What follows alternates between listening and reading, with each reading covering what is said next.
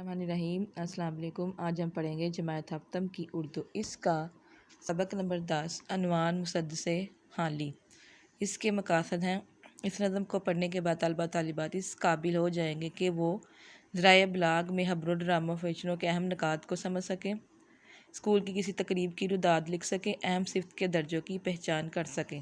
اس کے ہیں پہلے اہم الفاظ: برپا، وقت، نحوت، عداوت، محفی، آفاق، خیر الامم۔ اس کی آج ہم کریں گے پڑھائی۔ وہ ملت کے گردوں پہ جس کا قدم تھا، ہر ایک گونٹ میں جس کا برپا علم تھا، وہ فرقہ جو آفاق میں محترم تھا، وہ امت لقب جس کا خیر الامم تھا۔ خیر الامم کا مطلب ہوتا ہے بہترین امت۔ نشاں اس کا باقی ہے صرف اس قدر یہاں کہ گنتے ہیں اپنے کو ہم بھی مسلمان، نہ قوموں میں عزت، نہ جلسوں میں وقت، نہ اپنوں سے الفت، نہ غیروں سے ملت، مزاجوں میں سستی، دماغوں میں نحوت۔ نحوت کا مطلب ہوتا ہے غرور یا گمنڈ۔ خیالوں میں پستی، کمالوں سے نفرت، عداوت کا مطلب ہوتا ہے دشمنی۔ نہاں دوستی آشکارا، غرض کی تواضع، غرض کی مدارا۔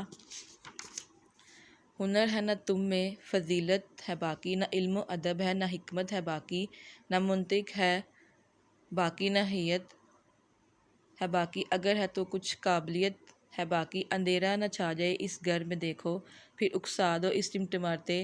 اکسانا کا مطلب ہوتا ہے ترغیب دینا، اس ٹمٹماتے دیے کو۔